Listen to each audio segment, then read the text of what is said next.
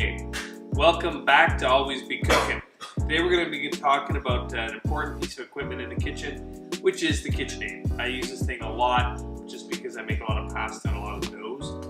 So what I thought it would be fun to do is take a look at this Kitchenaid versus the professional Kitchenaid. So this is the Kitchenaid Classic. Now when you look online, there's the Classic, there's the Artisan, and then there's kind of like the heavier duty one, which is the 6-quart full lift one. So I thought we'd take a look at the differences today and maybe make a simple pasta dough, which is usually very hard on the machine, and see how well the machines perform head to head. What's the difference between dough boys and dough girls? What? Donuts. Look at that box. I'm going to make it appear right now. Boom! All right, there we go. Let's take a look at it. So let's open this bad boy up. Now here's a pro tip. Always cut towards yourself. That way, if you slip, you'll just die right away. Just kidding, don't cut towards yourself. So let's see what's in the box. First of all, we got a dough hook.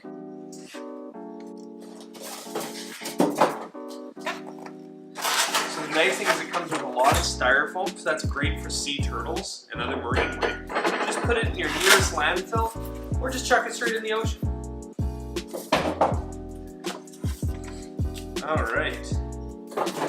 Okay, so first thing you might notice is the size difference of these two machines.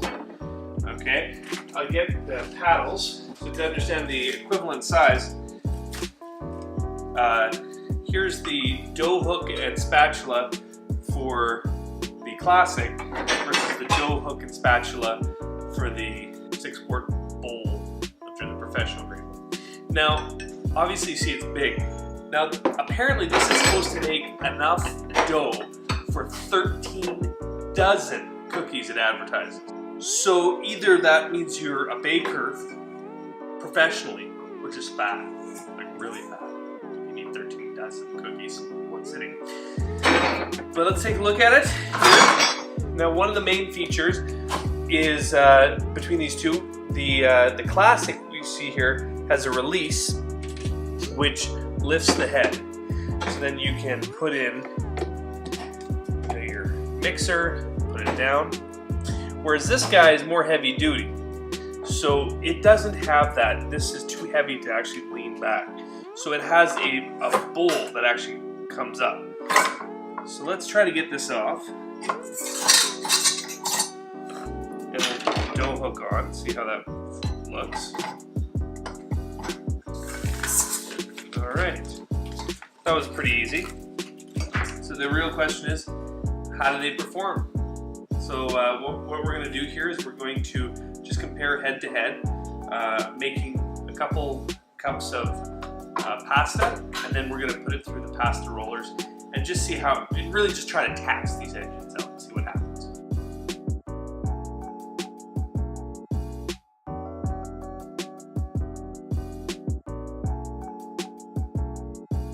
One thing I really love about the Kitchenaid is all the different attachments. The old one, however, when you undo the plug, it just comes right off.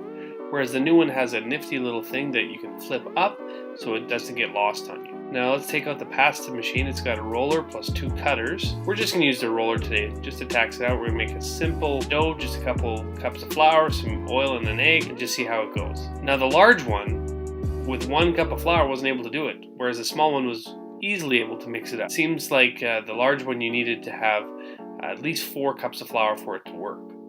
So we just mixed it all up. Now when we put it into the small one, to the Classic, you could really hear the engine struggling to get the pasta through. Whereas with the large one, it just shot it right through. And I tried to make it as difficult as possible. I just put a big lump of dough at the top, didn't get it started at all. So I really tried my hardest to make it difficult. Basically, if you're making small batches and you're just cooking for yourself, I'd recommend a little one. Save yourself some money. If you're making big batches, then go with the bigger one.